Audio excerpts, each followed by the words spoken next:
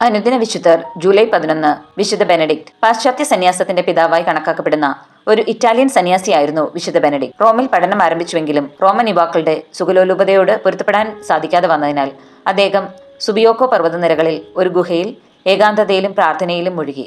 കാലാന്തരത്തിൽ അദ്ദേഹത്തിന്റെ വിശുദ്ധിയെപ്പറ്റി കേട്ടറിഞ്ഞ് പലരും വന്ന് അദ്ദേഹത്തിന്റെ കൂടെ താമസിച്ചു. ആ പ്രദേശത്ത് അദ്ദേഹം 12 ആശ്രമങ്ങളും പിന്നീട് പ്രശസ്തമായ മൊണ്ടെ കാസിനോയും സ്ഥാപിച്ചു. പ്രാർത്ഥന, ജോലി, സമൂഹ ജീവിതം എന്നിവയ്ക്ക് പ്രാധാന്യം നൽകുന്ന സന്യാസ ജീവിതത്തിനായുള്ള മാർഗനിർദ്ദേശങ്ങളുടെ ഒരു നിയമം എഴുതിയതിലൂടെയാണ് വിശുദ്ധ ബെനഡിക്ട് ഏറ്റവും അറിയപ്പെട്ടത്. മരിക്കുന്നതിന് 6 ദിവസം മുമ്പ് തനിക്കുള്ള ശവകുടീരം തുറക്കാൻ വിശുദ്ധ ബെനഡിക്ട് പറഞ്ഞു. താമസിയാതെ പനി തുടങ്ങി. 6-ാം ദിവസം, അതായത് 543-ാം ആണ്ടിൽ അദ്ദേഹം തന്നെ ദേവാലയത്തിലേക്ക് സംവഹിക്കുവാൻ ആവശ്യപ്പെട്ടു. ഒരു ശിഷ്യന്റെ മേൽ ചാരിക്കൊണ്ട് വിശുദ്ധ കുർബാന സ്വീകരിക്കുകയും താമസിക്കാതെ മരിക്കുകയും ചെയ്തു. 1964-ൽ പോൾ 6-ാമൻ മാർപ്പാപ്പ വിശുദ്ധ ബെനഡിക്റ്റിനെ യൂറോപ്പിന്റെ മധ്യസ്ഥ വിശുദ്ധനായി പ്രഖ്യാപിച്ചു.